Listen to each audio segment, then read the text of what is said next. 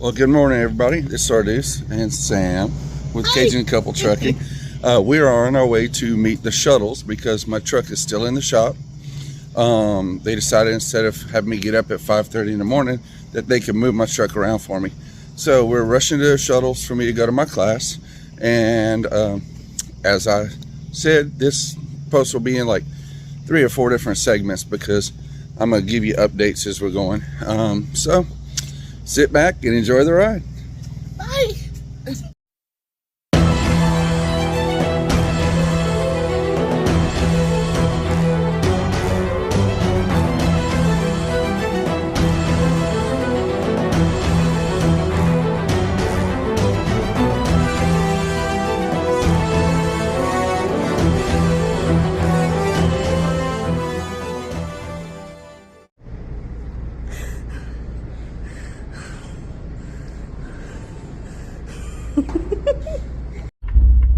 Well, hello everybody, welcome back. Yeah, the little clip, the little 7-second clip was we met our daughter up here. She came in for some trailer work. One of the cross members on her trailer broke, and we're doing our pre-trip for us going out. And well, let me get back to that. And we were in the hotel riding the elevator up to our room, and me and my daughter looked at each other, and the door stopped and opened because my daughter pushed every button on the floor before. So me and her bolted out, ran up the stairs. She pulled her phone out and recorded me messing with my wife. So you get 2 of us together and we're gonna do stuff like that. Anyway, we are doing our pre-trip and waiting in line for our trailer washout and our tractor wash. We've been up here in Springfield since Friday. We've put our truck in the shop 5 times for 2 different problems. For just replacing tires, the tread was at 5:30 seconds. We wanted to get a little bit of a credit back on those. And our APU started acting up. Well, it went in the shop 3 times for the tires and 3 times for the APU. Of course, we had to have the deer guard changed and all. The tires, first time they put us, we told them we wanted new tires. First time they put us, what is it, regroove tires that had less tread than the tires that are on the other set of drives. And so I was like, no. And one of them had been repaired in like 6 places. Yeah. They added rubber to it and then ground it down, and they were flat spots. So they put new tires on. Then the next morning, one of the brand new tires was flat.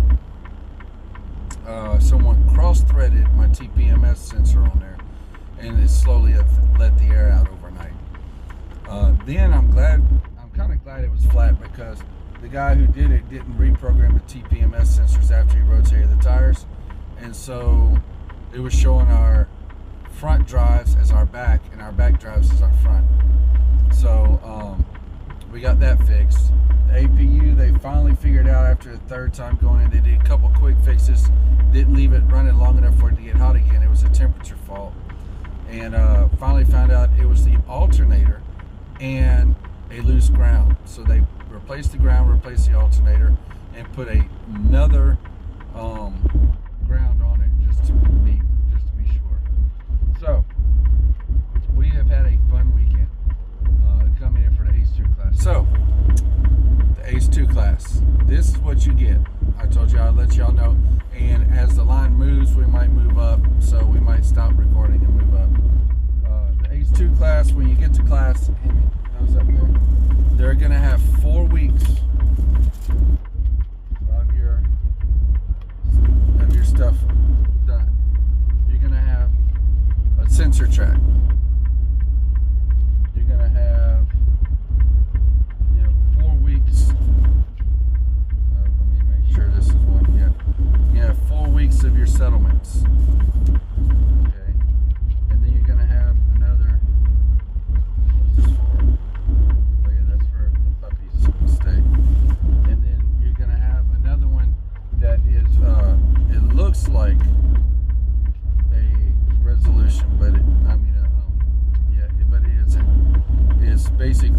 an operating statement.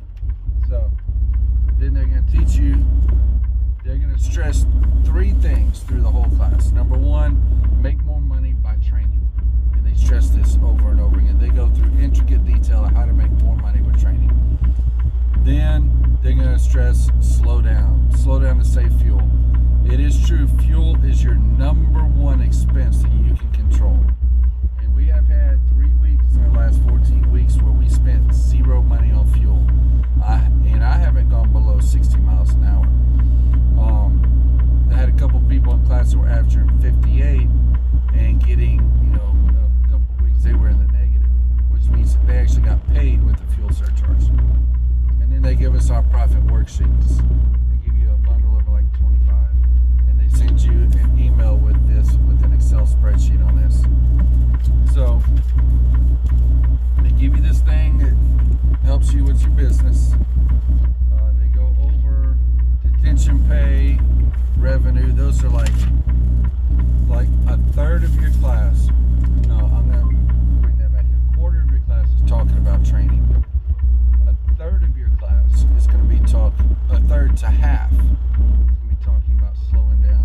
The rest of it, you talk briefly about longevity benefits and leasing, ways to earn more, lumper pay, layover pay, stuff like that.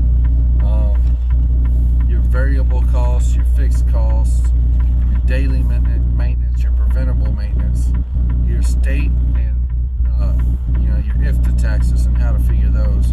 And I mean, it goes through a lot. It is an 8-hour class. You take before lunch you get 2 breaks, after lunch you get 1 break. And there's a worksheet portion where you take your settlements and you figure out what your profit is.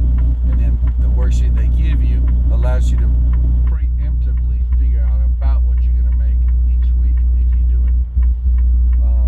The wife was allowed to stay if she wanted to, but we've both been in management before. This is basically a P&L, a profit and loss, and we've both been through how to read those and how to see where you're losing money and where you're not. I'm sorry. Like I said, I did my pre-trip and I was waiting. So what we're gonna do is we're gonna move up in the line at the tractor wash. We have to get a washout because we do have a load heading to Joplin, Missouri, Blue Buffalo, and drop this trailer and pick up a loaded trailer and head down to Tennessee. So we have to get it washed out, and I want my tractor washed when it's cheap. $10, is it good? Oh, yeah. Yeah. So we're gonna pause and we're gonna be right back. All right. Okay, everybody, we got a new one here. My wife jumped out as I pulled into the wash bay, and my dog decided she wanted to come be part of the video. So anyway, what we've been preaching from day 1 since I've been started training in PST, if you slow down to about 55 to 58 miles an hour with the fuel surcharge and our company discount, you should get paid for the fuel that you use. Hey baby, watch it. All right, hop down. Oh, here, hop on mommy's seat. So driving 60, you'll usually break even and come pretty close to even. Driving 65, you won't break even at all. And my wife is walking up right now. She's like, it's slippery. Come on in. Yeah. But they're doing the trailer washout right now, so they don't have the machine activated, so she can hop in. So I'm gonna pause it so she can hop in, and we'll be right back. Okay, now that the wife's back, as you can see, it's a little bit darker in here. Yeah, if I put that down, it's gonna make it worse. But from day 1, we've been preaching slow down, slow down. It isn't worth your life to get there early. And there were most people in the class, their net fuel cost was 14 cents per mile. One person in the class, his net fuel cost was 40 cents per mile. One girl, it was 8 cents per mile. Well, one guy. I mean, huge drastic difference. And when he pulled up our telemetry, it actually showed that the people who were getting the best fuel mileage were between 55 and 60, and the people who were getting the worst were constantly up against the governor. And we're not talking go up to 65, set your cruise and go. They had their foot on the floor, and their excuse was, well, when you go to crest a hill, it will change to an E, and still in 12th gear, but an E, and we'll slow down to about 56, 54 miles an hour. That is the engine and transmission, Mercury switches. I don't know exactly what they use now, Mercury switches, gyroscopes, I don't know. But basically it shows that you're no longer going uphill, that you're leveling out, and that there's a downhill coming up. And it uses computers and all for it.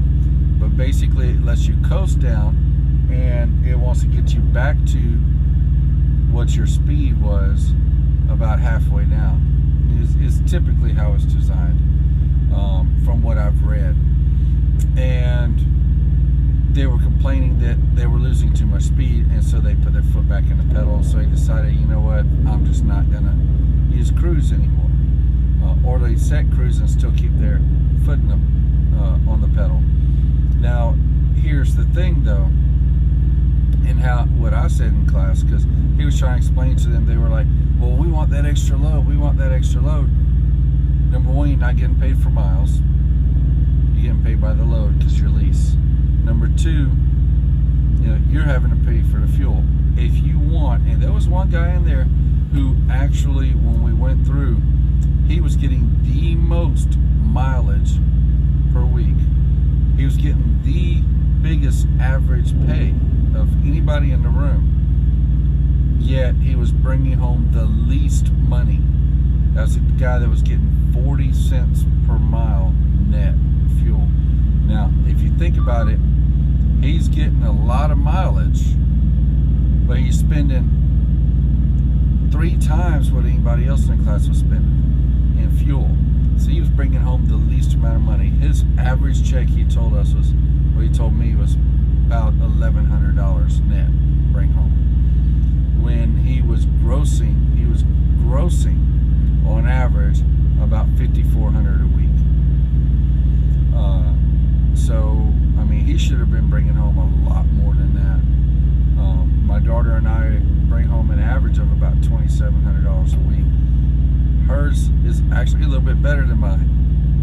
Honestly, she does a little bit better than me.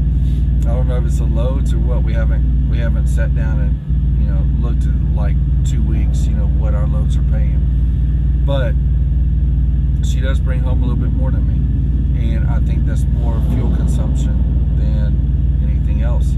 I am going to back off another 2 to 3 miles per hour to drop my RPMs to 1,000, because we have low RPM vehicles. If you look, RPM times 100, so at 10 is 1,000. Drop it down to that 10 on that tachometer, and that's the best range between 800 and 1,000 RPMs. But if you drive at 800 RPMs, you'll never get in 12th gear. However, what I brought up was dropping from 60 or 62 to 60, is drop 2 miles per hour. That's what I said. Drop 2 miles per hour. And on a 10-hour drive shift, and I asked how many people here drive 10 hours a day. Not one person raised their hand. I said, you used to drive 8, 9 hours a day, right? And they all shook their heads. I said, okay, think about it. Dropping your speed 2 miles per hour on a 10-hour driving shift is just 20 miles per day. On a 4-day run, that's just 80 miles. 80 miles equates to what? An extra hour and 20 minutes of driving through your whole run. Okay, now 4-day run, you can only do that once. You can do a 4-day and a 3-day. So you're talking 80 plus 60 is 140 miles. It's about 2.5 hours worth of driving extra per week. You can load that up. You'll get the same miles, just a couple hours more, but you're going to save about $500 to $1,000 in fuel. Is that worth it? Slowing down 2 miles per hour. There were still people in the class griping that that was too slow. I can't drive that slow, man. It sounded like an old man, you know, that doesn't want to change. And that's the thing is out here, if you can't be fluid, you can't change. Pretty soon, your way of making money is not going to be the way of making money anymore. You're still going to make money, but you're not going to make the money you're used to, or the money that you want to make. We're out here, we set realistic goals, me and my wife. We told our fleet manager we want to gross between $3,000 and $5,000 a week, and we want to take home and be able to put in our pockets about $1,500 a week, and that's what we do. $1,500 a week goes into our personal bank account, and the rest stays, and it's being saved up for down payments on trucks. Our payments for the upgrades on the trucks that we want. Because we definitely want a driver lounge where we can sit and we have a table, we can eat, we can watch movies, we can I can pull out my laptop and do my bookkeeping and stuff like that. My wife can do her postcards, and we want other upgrades like the additional extra insulation. So in the summer we're more comfortable, in the winter we're more comfortable, and we use less fuel being comfortable, because once we set that temperature range, it's going to stay there. We want disc brakes all the way around. I know that the disc brakes, I'm going to have more pad changes because it's less friction material, but gives me greater control in wet and icy conditions. You know, and I think the one main thing we wanted was the seats. We wanted the all leather, heated, and ventilated seats. So we're going to spend about $7,000 in upgrades when we order our truck in December. So, do you have anything to add to this before we close it out? I know it's going to be a little bit shorter than our normal videos. I'll say a little bit. We've only done, you know, about 15 minutes, you know, or so. Yeah, I see. They're about to start washing the truck. She's pointing. There's a guy walking on the side of the truck. Yeah, they're about to start washing the truck. Looks like they finished the washout. Just find what works for you. I mean, for us, it's trying to make more money by not really, you know, by saving it off of what we would normally just waste in fuel and things like that. It's not always worth getting there a few minutes early whenever they're just going to have you sit there and wait for hours anyway. Yeah. I mean, if you're not late. Yeah. Not to. What she's trying to say is make more money by saving the money you've earned. Right.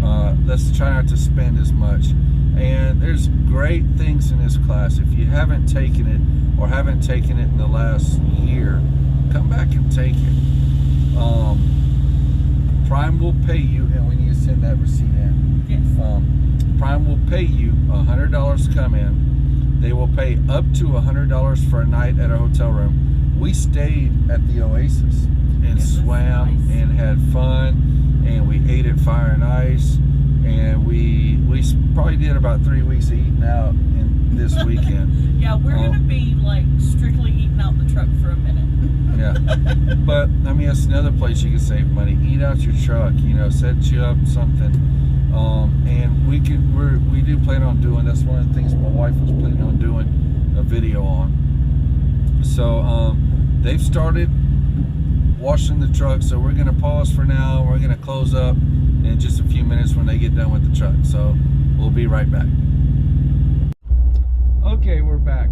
Pull out of the wash bay. So as I was saying, the class is worth taking. Even if you're driving 50, 55, even if you don't know, even if you think you're making the most money you can, it will refresh you and remind you of some simple things you can do to put more of your money back in your pocket rather than giving it away for fuel and for other, things. Do you have anything else to add, babe? No, I think that's about it. We had fun. It was a good weekend. Yeah, in our first 34 since June 3rd. Yeah. So, now this will complete the training at Prime. I did the PSD, I did the TNT, and then I've now done this, the upgrading process and all. And this is the last step. It's not required, but it should be, and they're thinking about making it required. So I would get in and get it done while you're here. That's great. And I know what that is there in the corner, so I'll fix that the next time. But anyway, as always, please follow, subscribe, follow, hit the notification bell so you know when we put up new videos, and comment. That helps the algorithm quite a bit, and I do appreciate everybody who comments. I've met a few people up here that watch our channels, which is great. That was a lot of fun. I don't know if you've met anybody who watches our channel yet. No. I mean, we did spend some time apart. I'm usually the quiet until the camera goes off. so people go find him. But let's try to grow the channel.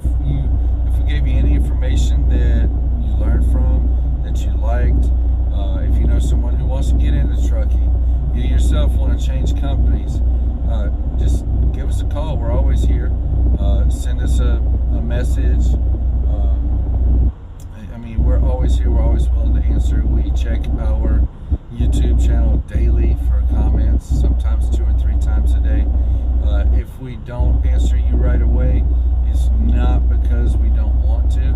It's probably because we're just thinking about what we want to say. Or driving. Or sleeping. Driving or sleeping, yes. Gotta do those things. So, as always, keep your shiny side up, your rubber side down, your mirrors between the ditches. We'll catch you on the flip side.